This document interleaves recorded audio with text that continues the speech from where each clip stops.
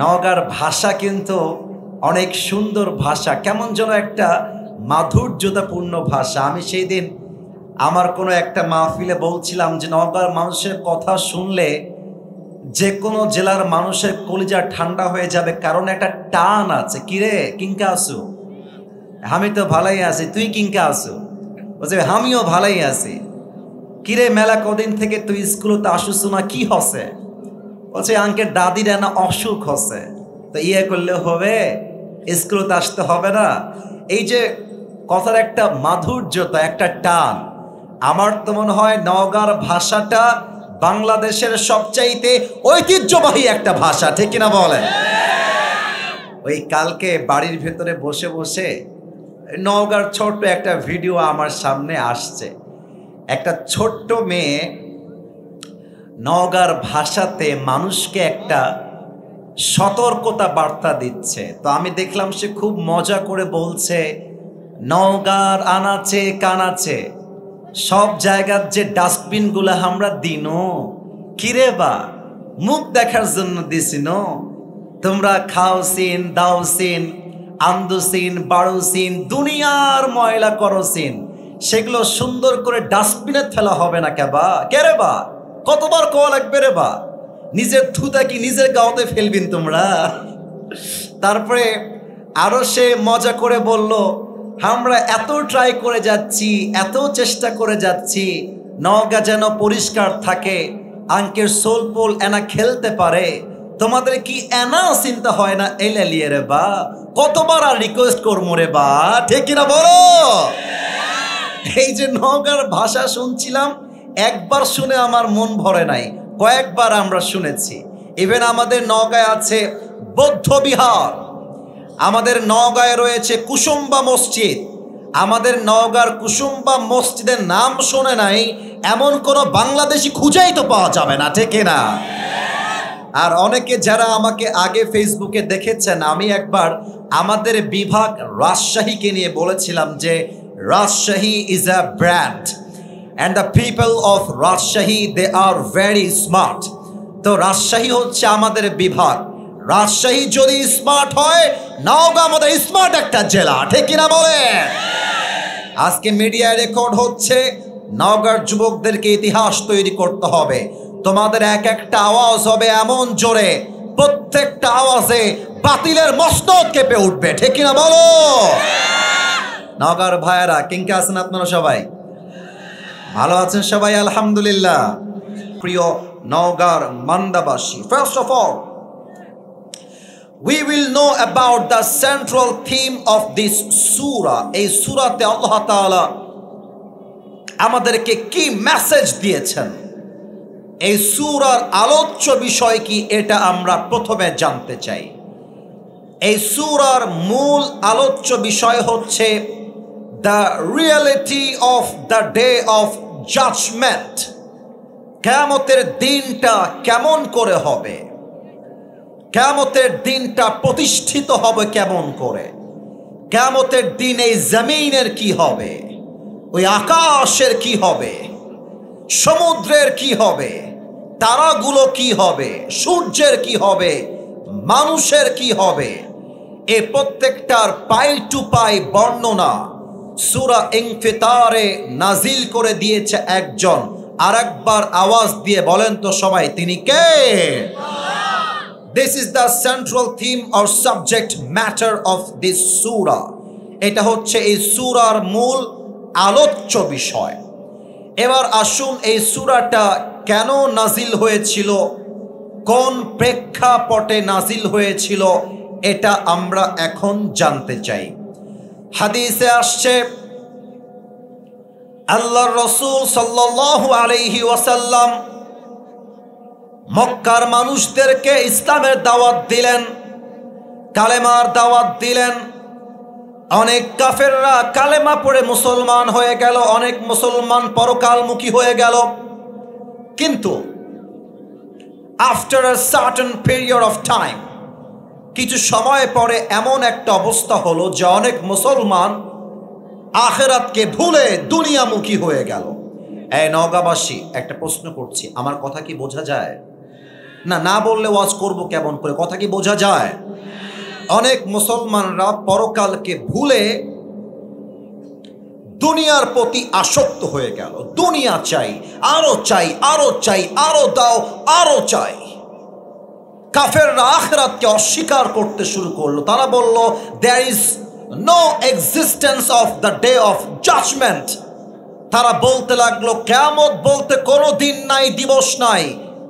খাও দাও মজ মস্তি করো, ये दुनिया ही असली जिंदगी है, ডু ফুর্তি, নো টেনশন। তারা বলল, কিয়ামত বলতে কিছু নেই, কবরের হিসাব বলতে কিছু নেই। ওই কাফেরদেরকে কিয়ামত কেমন হবে স্মরণ করায় দেওয়ার জন্য সূরা ইনফিতার নাজিল করলেন একজন। আওয়াজ দিয়ে বলেন সবাই, তিনি কে? এই সূরায় কিন্তু এটাই হচ্ছে মূল আলোচ্য বিষয় এবং এটাই হচ্ছে এই সূরার নাজিল হওয়ার বিষয়। আমি একটু মাইকটা হটাচ্ছি, আমাকে একটু বোঝার চেষ্টা করবেন যা আমি এখন বোঝাতে চাই। আমার দিকে একটু সবাই তাকাবেন।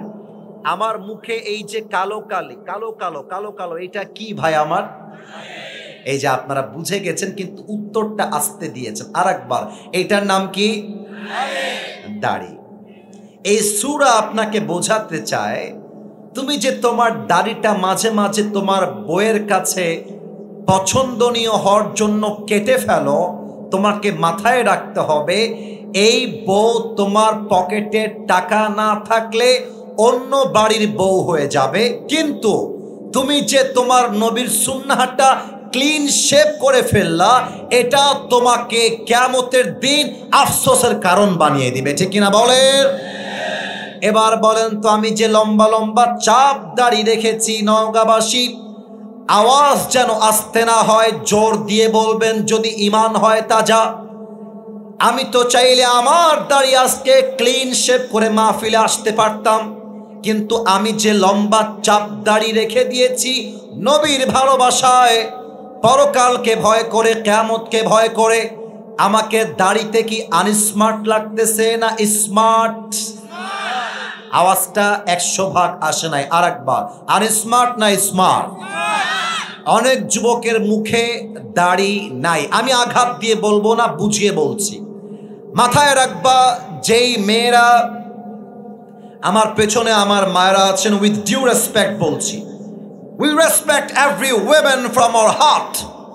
প্রত্যেকটা নারীকে আমরা কলিজা দিয়ে সম্মান করি। বাট তবে যেই মেয়েদের দাড়িওয়ালা যুবক দেখলে পছন্দ হয় না, তাকে আমার পক্ষ থেকে মেসেজটা পৌঁছে দিও, ওই রকম মেয়ের জন্য বিটিএস এর হিজড়া ছাড়া সেকেন্ড কোন অপশন আমাদের কাছে নাই যুবক ভাইরা আমার। অতএব এই সূরা আমাদেরকে শেখায়, যদি কখনো তোমার সামনে হালাল আসে, হারামও আসে, you have to accept the halal and you have to avoid the haram. আমার কাছে অপশন দুইটা, দাড়ি কাটতেও পারি, দাড়ি রাখতেও পারি। আমি বলবো, আমাকে কোনো মেয়ে পছন্দ করুক কিংবা না করুক, ডাজেন্ট ম্যাটার। আমি পরকালকে ভয় পাই, আমি বেঁচে থাকতে আমার দাড়িতে খুর কিংবা কেচি ঠেকতে পারবে না। ঠিক কিনা বলেন? এই সূরা আপনাকে আরেকটা বিষয় শিখিয়ে দিয়েছে।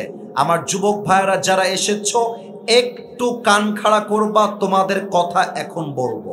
এখানে অনেক যুবক বসে আছে, আস্তাগফিরুল্লাহ আস্তাগফিরুল্লাহ। আমি যদি স্টেজ থেকে নেমে যাই আর পকেটের ফোনটা এমন করে বের করে বলি, যুবক ভাই এক কাজ করো তো, তোমার ফোনের লকটা আমি আসিফ হুজুরকে একটু খুলে দাও for just 5 minutes, at least 5 minute তোমার ফোনটা আমি দেখব। যদিও বা আমি কাউকে ঘৃণা করে আঘাত করে বলছি না, বাস বোঝাবার জন্য, দ্যাটস ইট। আমি যদি মোবাইল ফোনটা এখন চেক করি এই মাহফিলে, হতে পারে অনেক যুবকের ফোন চেক করলে দেখা যাবে তার ফোনে অশ্লীল নারীদের উলঙ্গ ভিডিও রাখা আছে। এখানে অনেক যুবক বসে আছে এমন, যারা আজকে ফজর থেকে নিয়ে এই মাগরিব পর্যন্ত একটা ওয়াক্ত নামাজও পড়ে নাই।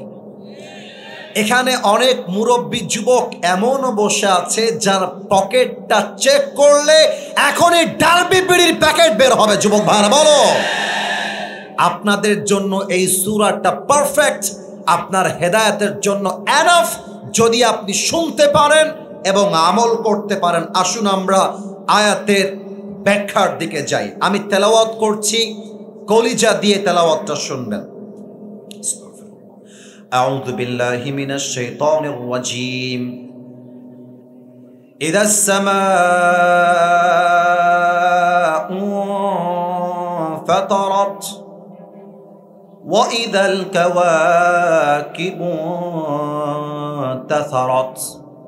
Allah says in this ayah, when the sky splits open, যখন আসমানটা ফেটে বিদীর্ণ হয়ে যাবে,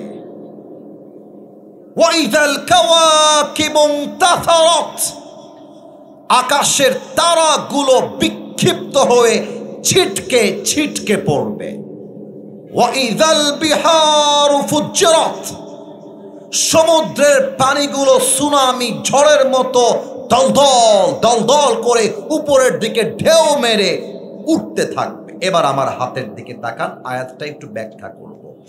আমি জানি এইটা আমার হাতে কাগজ, এটা আমি জানি, কিন্তু ভাবেন এইটা কোনো কাগজ নয়, এইটা একটা বিছানার চাদর। এবার সবার উত্তর চাই, বলেন কিসের চাদর? উত্তরটা আগের চাইতে অনেক ভালো হয়েছে, আর একবার চাই, এটা কিসের চাদর? শুধু ব্যাখ্যা করবার জন্য এক্সাম্পল দিলাম, আর কোনো উদ্দেশ্য আমার নেই। আচ্ছা, এই যুবক ভাইরা তোমরা আমার কথা ভালো করে বুঝবা, এই কিছু পিং পং বল পাওয়া যায় না বাজারে? আর একটা আছে দেখবা ম্যাজিক বল, পানিতে ভিজালে দেখবেন যে ফুলে ফুলে গোল গোল দানা দানা হয়ে যায়। আচ্ছা, এত কঠিন এক্সাম্পল বাদ, একদম সহজ উদাহরণ দিচ্ছি, মুরব্বীরা আরো সহজে বুঝবে। তসবিহ যে আমরা পড়ি, সুবহানাল্লাহ, আলহামদুলিল্লাহ, লা ইলাহা ইল্লাল্লাহ, এই তাসবিহতে দানা আছে না? দানা দানা, কথা না বললে ওয়াজ হবে না, আছে না? আছে না? দেখবেন বেশিরভাগ তসবিহতে থাকে হচ্ছে 100 দানা কিংবা 50 দানা। এখন একটা তসবিহ আমি আসিফ হুজুর কিনে নিয়ে আসলাম। এবার একটু পোস্টারটা দেখবেন, আমি আয়াতটা ব্যাখ্যা করছি। এটা হচ্ছে আমার বিছানার চাদর, এইটা, এই যে এখানে আমি তসবিহ এর দানাগুলো এক একটা করে ছিঁড়ে এর উপরে রাখলাম। 100 দানা এখানে রাখা আছে। বিছানা ঝাড়তে যাব, মাথায় নেই যে বিছানার উপরে আমার তসবিহ এর দানা আছে, রুমের লাইটটা বন্ধ করা। আমি জাস্ট গিয়ে বিছানার এক কোনায় ধরে চাদরটাকে এমন করে ধরে একটা ঝাঁকুনি মারছি, দেখবেন দানাগুলো ছিটকে ছিটকে পুরো রুমের চতুর্পাশে ছড়িয়ে পড়বে, ছিটকে ছিটকে ছড়িয়ে পড়বে। আল্লাহ বলছেন, ওয়াইযাল কাওয়াকিবু তাসারাত, কিয়ামত যখন কায়েম হবে, আকাশের তারাগুলো পৃথিবীর মাটির দিকে ছিটকে ছিটকে পড়বে। ওয়াইদাল বিহারু ফুজ্জিরাত, সমুদ্রের পানিগুলো এমন ভাবে আসতে থাকবে, নওগাঁর মান্দার মাটি তলিয়ে মানুষগুলোকে শেষ করে দিবে। এবার আল্লাহ বলছেন, ওয়াইদাল কুবুর বু'থিরাত, কবরগুলোকে আল্লাহ রাব্বুল আলামিন উন্মোচিত করবেন, সবাইকে কবর থেকে তুলবেন। এবার আর একটা উদাহরণ দিব, কেমন করে দেই? আচ্ছা, কি যে বুঝাই, এটা কি সোফার বালিশ দেখা যায়? এটা আছে আমার পেছনে। এখন এই সোফার বালিশটা হচ্ছে আমার স্কুলের ব্যাগ। এই একটু কথাগুলো বোঝেন, আয়াত বুঝে আসবে। এটা আমার কিসের ব্যাগ? না, নওগাঁর সাউন্ড এরকম জীবনেও দেখি নাই। এটা আমার কিসের ব্যাগ রে বা? আমি আমার স্কুলে যাব, দেখে দেন পেছনে, আমার স্কুলের ব্যাগে আমি খাতা নিয়েছি, কলম নিয়েছি, জ্যামিতি বক্স নিয়েছি, পেন্সিল নিয়েছি, বই নিয়েছি, আমার টিফিন নিয়েছি, নাস্তার টিফিন। আমি একজন ক্লাস 3 ছাত্র, বাচ্চা ছেলে, ক্লাস 3-তে পড়ি। এটা মুরব্বীরাও বুঝবে, মায়েরা একটু কান খাড়া করবেন। এখন মনে করেন যে দুপুর 12টা বেজে গেছে, 1টা বেজে গেছে, আমার স্কুলে ঠং ঠং ঠং ঠং ছুটির ঘন্টা বেজে গেছে। আমি একজন ক্লাস 3 ছাত্র, দৌড় দিয়েছি, হায় হায় হায় বাড়ি যাব, ছুটি হয়ে গেছে রে বা, ছুটি হয়ে গেছে। দৌড় দিয়ে আসছি আমার ছোট্ট সাইকেলের কাছে। এবার আপনাদের পালা কিসের কাছে? এই যে আমার অডিয়েন্স পাওয়া গেছে, ওরা বাঘের বাচ্চা আওয়াজ দিয়েছে। কিসের কাছে? সাইকেলের কাছে। এখন পকেটে হাত দিয়েছে, আরে চাবি কই গেল রে? পকেটে হাত দিয়েছি, দেখছি পকেটে আমার চাবি নাই। আরে মাথায় আসছে চাবি তো পকেটে নেই, চাবি তো আমার ব্যাগে আছে। এখন ব্যাগটা খুলে সামনে নিয়ে আসছি, চেইন খুলেছি, দেখছি চাবি বের করব কেমন করে? একই ব্যাগে একই চেইনে টিফিনের বক্স, জ্যামিতি বক্স, পেন্সিল, কলম, খাতা, বই এক জায়গায়। এবার আমি কি করব? আমি সবগুলোকে হাতিয়ে হাতিয়ে তন্ন তন্ন করে বের করব। খাতা বের করব, বই বের করব, কলম বের করব চাবিটা খোঁজার জন্য। এটাকে আমরা বাংলায় বলি তন্ন তন্ন করে খোঁজা।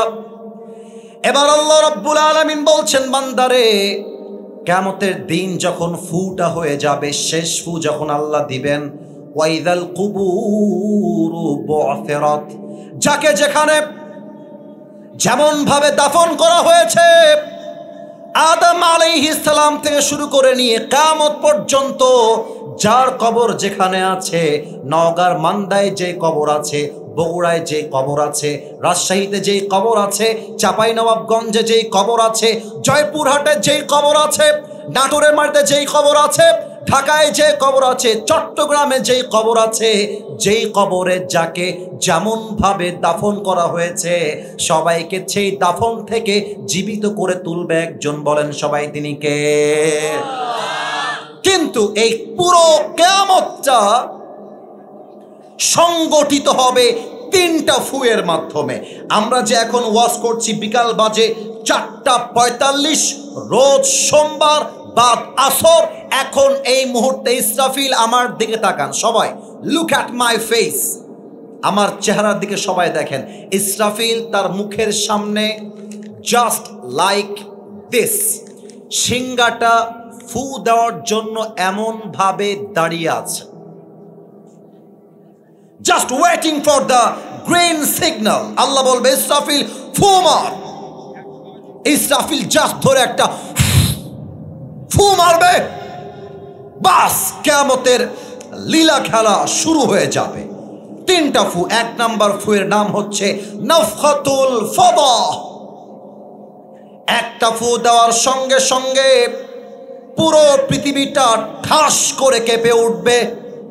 ইয়াউমা ইয়াকুনুন নাসু কাল ফারাশিল মাবথুস, মানুষগুলো বিক্ষিপ্ত পতঙ্গের মতো নিক্ষিপ্ত হবে।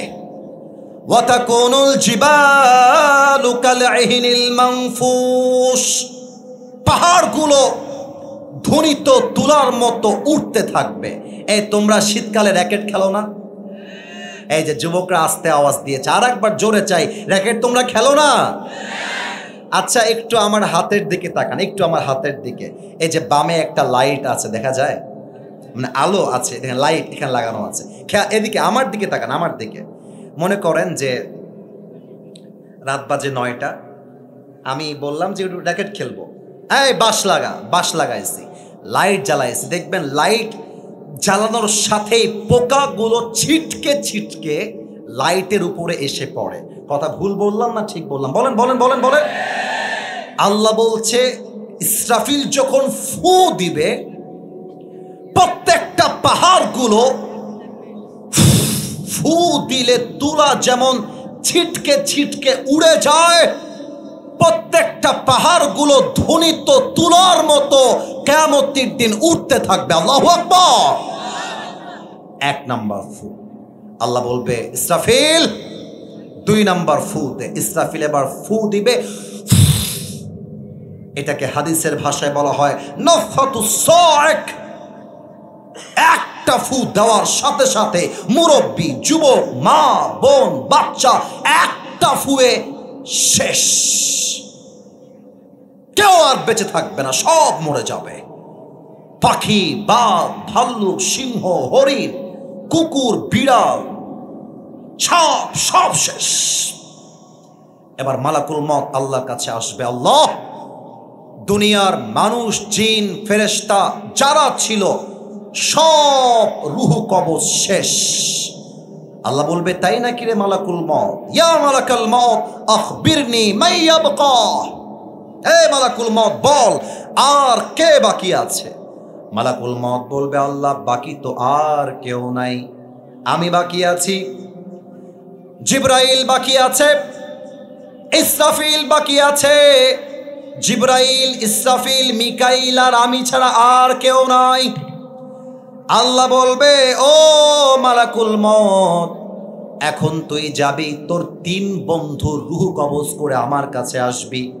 মালাকুল মউত বের হয়ে যাবে, জিবরাইলের রূহ কবজ হয়ে যাবে, মিকাইলের রূহ কবজ হয়ে যাবে, ইসরাফিলের রূহ কবজ হয়ে যাবে, আল্লাহর কাছে আসবে। আল্লাহ বলবে আল্লাহ বলবে এই মালাকুল মউত, ইয়া মালাকাল মউত আখবিরনি মান ইয়াবকা, কে আছে বাকি, আর কে বাকি বল। এবার মালাকুল মউত থরথর করে কাঁপবে। আল্লাহকে বলবে আল্লাহ আর কেউ বাকি নাই, একমাত্র তুমি আর আমি, মালাকুল মউত ছাড়া পৃথিবীতে একটা পক্ষী কেউ নাই, একমাত্র তুমি আর আমি বেঁচে আছি। এবার আল্লাহ বলবে মালাকুল মউত এবার তুই মরে যা, মালাকুল মউত তুই মরে যা। মালাকুল মউত বলবে আল্লাহ আমি কেন মরবো, আমি তো সবাইকে মারলাম, আমি কেন মরবো, আমি তো সবার রূহ কবজ করেছি, আমার কেন মরতে হবে। আল্লাহ বলবে মুত, ধমক দিয়ে বলবে মুত, ফাইন্নাকা খালকুম মিন খালকিল্লাহি তাআলা আযজা ওয়া জাল্লা, মরে যা। কুল্লু নাফসিন যায়কাতুল মউত, আমার প্রত্যেকটা সৃষ্টি জীবকে মৃত্যুর স্বাদ গ্রহণ করতেই হবে, মরে যা। একটা ধমক দেওয়ার সাথে সাথে মালাকুল মউত জায়গায় স্পট ডেথ, জায়গায় শেষ, মালাকুল মউত তো শেষ, কেউ নাই। এবার আল্লাহ একটা চিৎকার দিবে, আল্লাহ একটা চিৎকার দিয়ে প্রশ্ন করবে সবাইকে, সেই চিৎকারটাও কোরআনে আসছে। আল্লাহ বলবেন লিমানিল মুলকুল ইয়াউম, যারা বলতি নওগাঁ আমার, যারা বলতি রাজশাহী আমার, যারা বলতি বাংলাদেশ আমার বাপের দেশ, এটা আমার মাটি, এটা আমার জন্মস্থান, এখানে আমার ক্ষমতা চলবে, ক্ষমতা ধররা কে কোথায় আয়, ডোনাল্ড ট্রাম্প কোথায়, শেখ হাসিনা কোথায়, ক্ষমতা ধররা কোথায় আছিস আয়। লিমানিল মুলকুল ইয়াউম, who belongs the kingdom today, আজকের দিনের রাজত্ব কার, কে আছিস আয়। জবাব দেওয়ার জন্য কেউ থাকবে না, চুপচাপ পুরো পৃথিবী। এবার আল্লাহ নিজের প্রশ্নের জবাব নিজেই দিবেন। আল্লাহ বলবেন আজকের দিনের রাজত্ব লিল্লাহিল ওয়াহিদিল কাহ্হার, আজকের দিনের রাজত্ব মহারাগে রাগান্বিত ক্ষমতাধর, যার ক্ষমতার শুরু আছে শেষ নাই, যাকে কেউ আটকে দেওয়ার ক্ষমতা রাখে না, যার কথার উপরে কারো কথা চলে না। পৃথিবীর মালিক, আকাশের মালিক, জমিনের মালিক, আপনার মালিক, আমার মালিক, বলেন সবাই তিনি কে। সব শেষ হয়ে যাবে, সব শেষ। এবার আল্লাহ বলবে ইসরাফিল দাঁড়িয়ে যাও। ইসরাফিল দাঁড়িয়ে যাবে, আল্লাহ বলো আমাকে কি করতে হবে। আল্লাহ বলবে ইসরাফিল তোর সিংহাটা আবার তোল, ফু মার, তোর সর্বশেষ ফু এটাই তোর দায়িত্ব শেষ। ইসরাফিল সিংহাটা তুলবে, 3 নাম্বার ফু, শেষ ফু, বাস। যার কবর যেখানে যে যেভাবে দাফন হয়েছিল সেখান থেকে জীবিত হয়ে উঠে যাবে। কথা কি বোঝা যায় নাকি যায় না? না এত আস্তে বললে হবে না, বলেন সবাই বোঝা যায় কি যায় না? এবার শুরু হবে কিয়ামতের আসল খেলা। একটু আমি চশমাটা খুলছি, আমার চোখ 30 সেকেন্ড দেখবেন, আমি একটা হাদিস বোঝাবো। সবাই আমার চোখের দিকে তাকাবেন, কেউ যেন মিস না যায়। চোখ যখন মানুষ কবর থেকে উঠে, আমি একটু অভিনয় করব, একটু পেছনে যাচ্ছি, আমি হাদিসটাকে প্র্যাকটিক্যালি বোঝাতে চাই। প্র্যাকটিক্যালি চোখ খুলবে, কবরে এতদিন শুয়েছিল, কবর থেকে উঠে দেখছে পুরো পৃথিবী এলোমেলো হয়ে আছে, মানুষগুলো উলঙ্গ হয়ে দৌড়াচ্ছে, কে কোন দিক যাচ্ছে কারো কোনো হুঁশ খবর কিছু নাই। মানুষের চোখগুলো তখন বড় বড় হয়ে যাবে, হা করে তাকায় থাকবে, আরে কি হচ্ছে, কই আসলাম, আমার বাবা কোথায়, আমার মা কোথায়, আমার বউ কোথায়, আমার সন্তান কোথায়, কোথায় গেল সবাই, কি হচ্ছে আমার সাথে।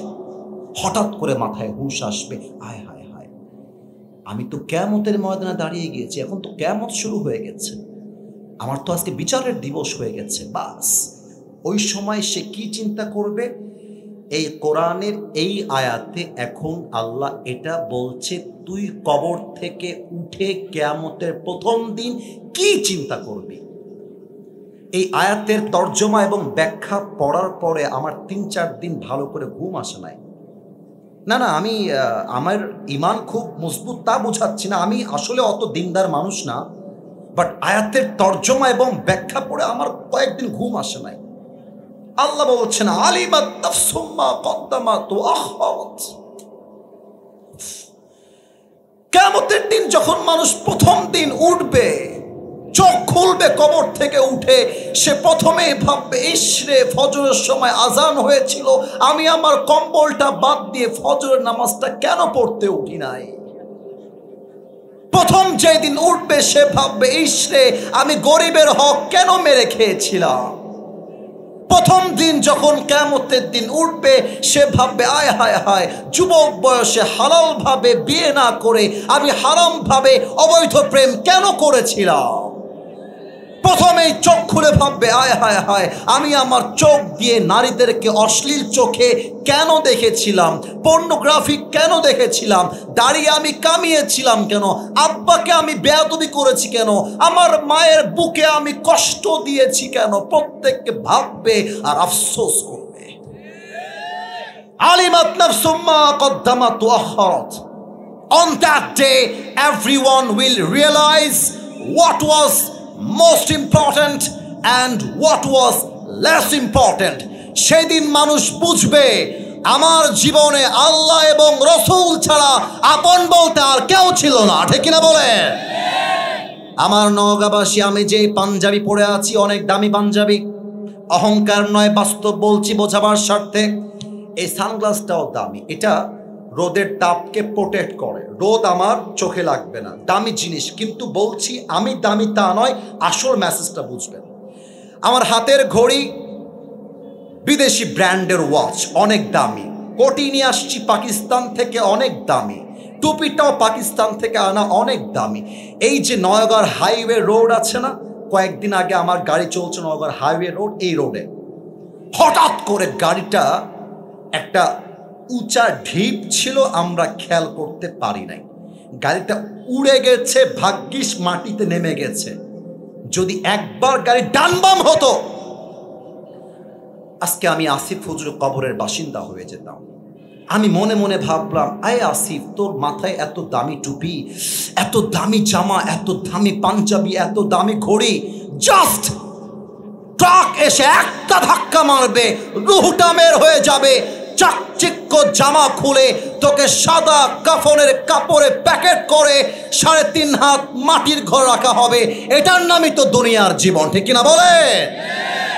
রূপেরই গৌরবে সাজিয়াছ সাজ, সোনা দানা কত কি আর রাজকী পোশাক, যেদিন প্রাণ চলে যাবে সবই পড়ে রবে, প্রাণ চলে যাবে সবই পড়ে রবে, গায়ে দেবে মার কিনো থন রে মন আমার, কেন বাঁধো দালান ঘর, একদিন মাটির ভেতরে হবে ঘর রে মন আমার, কেন বাঁধো দালান ঘর, ঠিক কিনা বলে। দেহ তোমার চর্ম চর গলে পচে যাবে, শিরার অপর শিরাগুলি ছিন্ন ভিন্ন হবে, মুন্ডু মেরু দণ্ড সবই হবে খণ্ড খণ্ড, মুন্ডু মেরু দণ্ড সবই হবে খণ্ড খণ্ড, পড়ে রবে মাটির উপরে মন আমার কেন বাঁধো দালান ঘর। একটু গান তো আমার সাথে। একদিন মাটির ভেতরে রে মন আমার কেন বাঁধো দালান ঘর। ঠিক কিনা বলে? প্রাণ পাখি উড়ে যাবে পিঞ্জর ছেড়ে, ধরা ধাবে সবই রবে তুমি যাবে চলে, বন্ধু বান্ধব যত মাতা পিতা তারা সুত, বন্ধু বান্ধব যত মাতা পিতা তারা সুত, সবই ভাবে তোমার পরে মন আমার কেন বাঁধো দালান ঘর। আপনাদের নওগাঁর অনেক মানুষ রাজশাহীতে বসবাস করে। আমার অনেক মাদ্রাসার ছাত্র ভাইয়েরা নওগাঁর ছিল। নওগাঁর ভাষা কিন্তু অনেক সুন্দর ভাষা, কেমন যেন একটা মাধুর্যতাপূর্ণ ভাষা। আমি সেই দিন আমার কোনো একটা মাহফিলে বলছিলাম যে নওগাঁর মানুষের কথা শুনলে যে কোনো জেলার মানুষের কলিজা ঠান্ডা হয়ে যাবে, কারণ একটা টান আছে। কিরে কিংকা আসু? আমি তো ভালাই আছি, তুই কিংকা আসু? বলছে আমিও ভালাই আছি। কিরে মেলা কদিন থেকে তুই স্কুলতে আসুস না, কি হসে? বলছে আঙ্কেল দাদির না অসুখ হসে। তো ইয়ে করলে হবে, স্কুলতে আসতে হবে না? এই যে কথার একটা মাধুর্যতা, একটা টান। আমার তো মনে হয় নওগাঁর ভাষাটা বাংলাদেশের সবচাইতে ঐতিহ্যবাহী একটা ভাষা। ঠিক কিনা বলেন? ওই কালকে বাড়ির ভেতরে বসে বসে নওগাঁর ছোট্ট একটা ভিডিও আমার সামনে আসছে। একটা ছোট্ট মেয়ে নওগাঁর ভাষাতে মানুষকে একটা সতর্কতা বার্তা দিচ্ছে। তো আমি দেখলাম সে খুব মজা করে বলছে, নওগাঁর আনাচে কানাচে সব জায়গার যে ডাস্টবিনগুলো আমরা দিনো, কিরে বা মুখ দেখার জন্য দিছিন? তোমরা খাও সিন, দাও সিন, আন্দু সিন, বাড়ু সিন, দুনিয়ার ময়লা করো সিন, সেগুলো সুন্দর করে ডাস্টবিনে ফেলা হবে না কেবা? কেরে বা কতবার কওয়া লাগবে রে বা? নিজের থুতা কি নিজের গাওতে ফেলবিন তোমরা? তারপরে আরো সে মজা করে বলল, আমরা এত ট্রাই করে যাচ্ছি, এত চেষ্টা করে যাচ্ছি নওগাঁ যেন পরিষ্কার থাকে, আঙ্কের সোলপোল এনা খেলতে পারে, তোমাদের কি এনা চিন্তা হয় না? এলিয়ে রে বা, কতবার আর রিকোয়েস্ট করবো রে বা? ঠিক কিনা বলো? এই যে নওগাঁর ভাষা শুনছিলাম, একবার শুনে আমার মন ভরে নাই, কয়েকবার আমরা শুনেছি। ইভেন আমাদের নওগাঁয় আছে বৌদ্ধ বিহার, আমাদের নওগাঁয় রয়েছে কুসুম্বা মসজিদ। আমাদের নওগাঁর কুসুম্বা মসজিদের নাম শোনে নাই এমন কোনো বাংলাদেশি খুঁজেই তো পাওয়া যাবে না। ঠিক না? আর অনেকে যারা আমাকে আগে ফেসবুকে দেখেছেন, আমি একবার আমাদের বিভাগ রাজশাহীকে নিয়ে বলেছিলাম যে Rajshahi is a brand and the people of Rajshahi they are very smart. তো রাজশাহী হচ্ছে আমাদের বিভাগ। রাজশাহী যদি স্মার্ট হয়, নওগাঁ আমাদের স্মার্ট একটা জেলা। ঠিক কিনা বলে?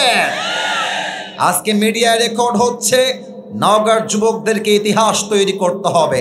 তোমাদের এক একটা আওয়াজ হবে এমন জোরে, প্রত্যেকটা আওয়াজে বাতিলের মস্তক কেঁপে উঠবে। ঠিক কিনা বলো? নওগাঁর ভাইয়েরা কিংকা আছেন আপনারা? সবাই ভালো আছেন? সবাই আলহামদুলিল্লাহ। কথা বলে আমরা টাইমটাকে ওয়েস্ট করতে চাই না। আমি একটু দোয়া করছি, আপনারা বাঘের বাচ্চার মতো আমিন বলবেন, তাহলেই হবে। আমার প্রিয় ভাই জুলফিকার ভাইকে আল্লাহ নেক হায়াত দান করুক, পড়েন সবাই আমিন। সভাপতি রয়েছেন আলহাজ মোহাম্মদ সাজিদুর রহমান বিশ্বাস, বিশিষ্ট ইট ব্যবসায়ী, মান্দা, নওগাঁ। আমাদের সাজিদুর রহমান ভাই কি এসেছে? ওনার ভাই কোথায়?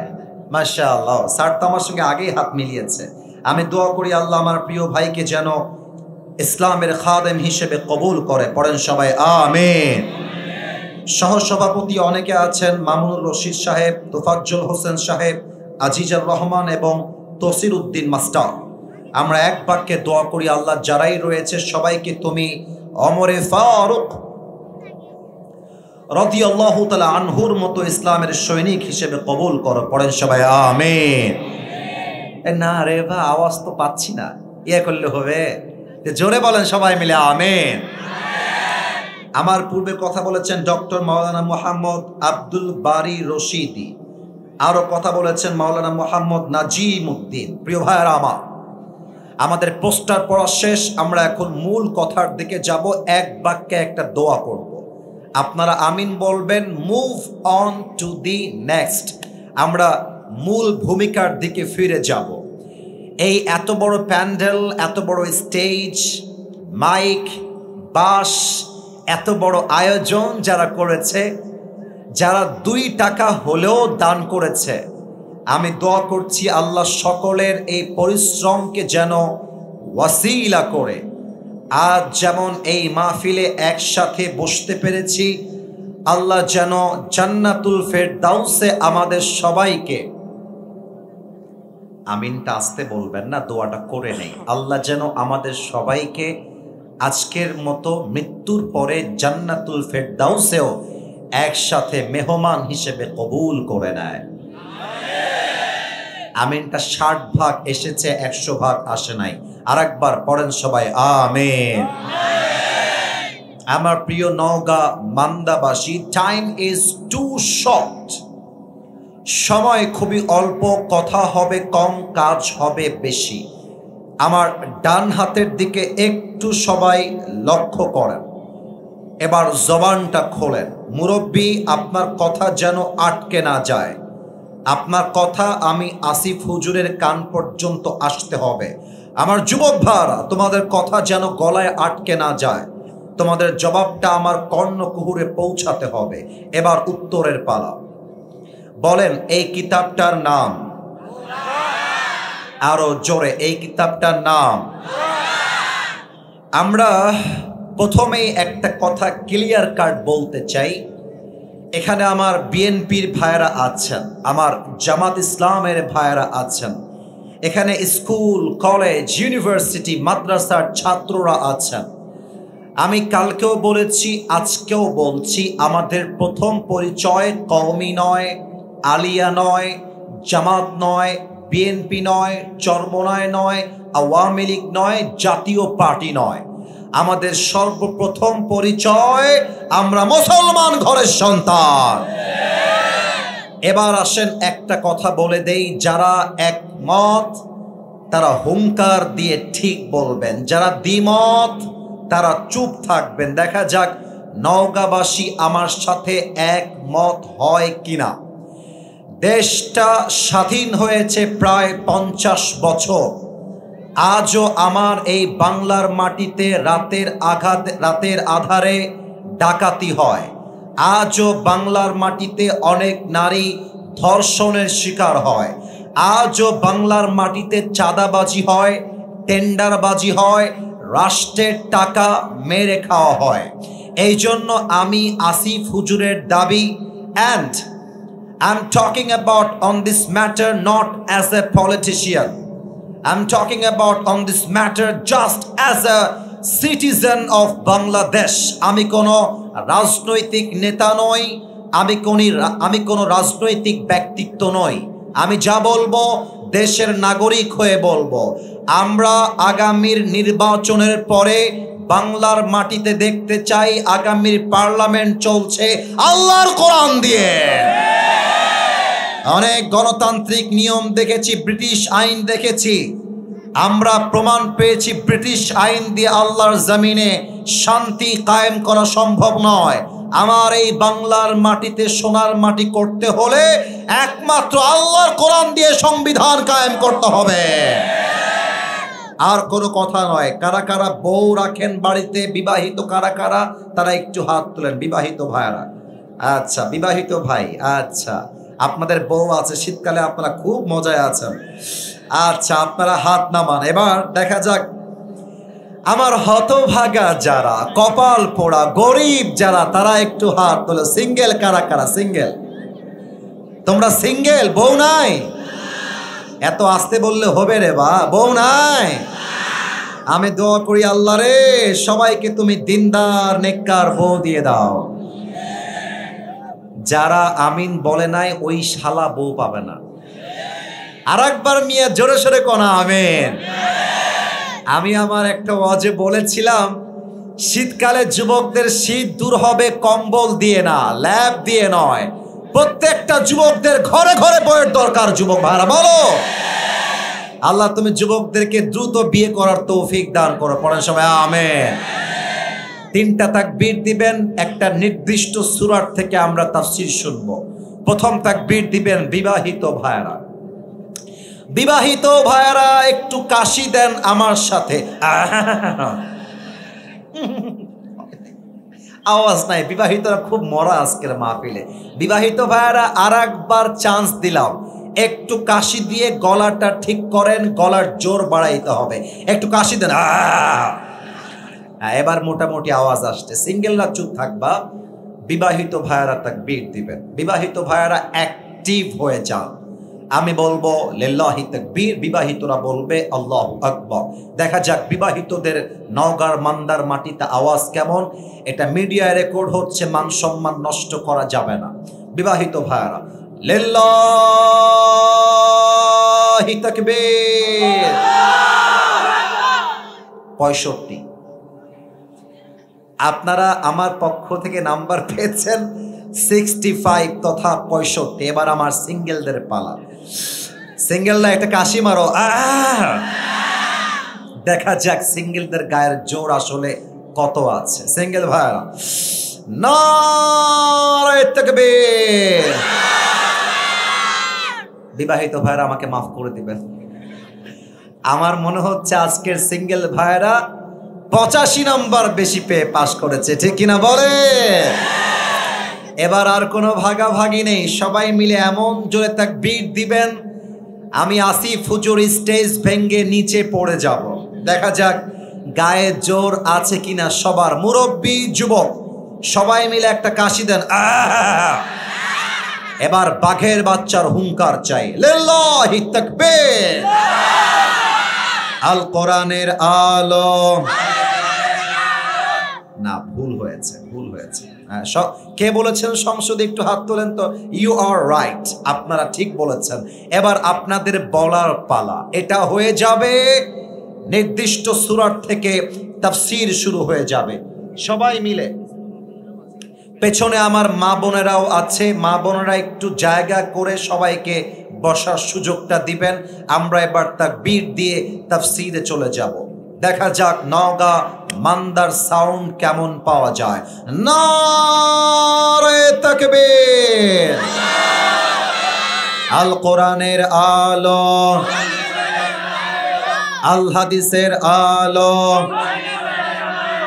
কোরআন হাদিস যেখানে, আলেম ওলামা যেখানে, নওগাঁবাসী যেখানে, মান্দাবাসী যেখানে, আল্লাহ যেন কবুল করে। পড়েন সবাই আমিন। আমরা এখন তাফসীরে ঢুকে যাব। আজ যে সূরার থেকে আমরা, যুবক ভাইরা অ্যাক্টিভ হয়ে যাও। কথা জাস্ট মজা করে কান দিয়ে শুনলে হবে না, প্রত্যেকটা কথা কলিজা দিয়ে শ্রবণ করতে হবে। আজ আমরা যেই পারার থেকে তাফসীর শুনব, পারা number 30। Now it's your turn. এবার আপনারা বলবেন পারা নাম্বার কত? না, মাঝে আওয়াজ আছে, ডানে আওয়াজ নাই, বামেও কোনো আওয়াজ নাই। কিরে বা, আর কতবার কল লাগবে রে বা? আর একবার আমি প্রশ্ন করছি, পারা নাম্বার 30। বলেন সবাই, পারা নাম্বার কত? সূরাটার নাম হচ্ছে সূরাতুল ইনফিতার। এবার আপনাদের পালা, সূরাতুল। এই সূরাটার আয়াত সংখ্যা হচ্ছে মোট 19টা। নওগাঁবাসী কয়টা? আরো জোরে কয়টা? এই সূরার আর 2টা তথ্য দিচ্ছি, একটু মেমোরাইজ করে নেন। এই সূরার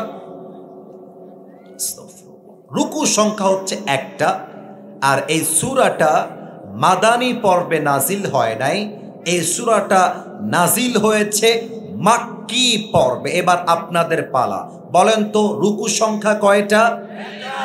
এই সূরা কি মাদানী সূরা না মাক্কি সূরা?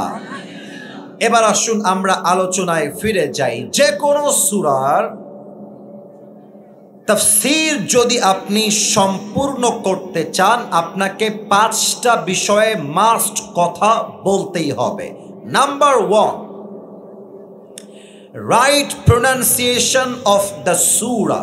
আয়াতের সঠিক তেলাওয়াত আপনাকে জানতে হবে, number 1। Number 2, you have to know about the translation of the surah. এই সূরার তর্জমা কি এটা আপনাকে জানতে হবে। Number 3, you have to know about the background. এই সূরার শানে নুজুল কি, কেন নাজিল হয়েছে, কোন প্রেক্ষাপটে নাজিল হয়েছে, এটা আপনাকে জানতে হবে।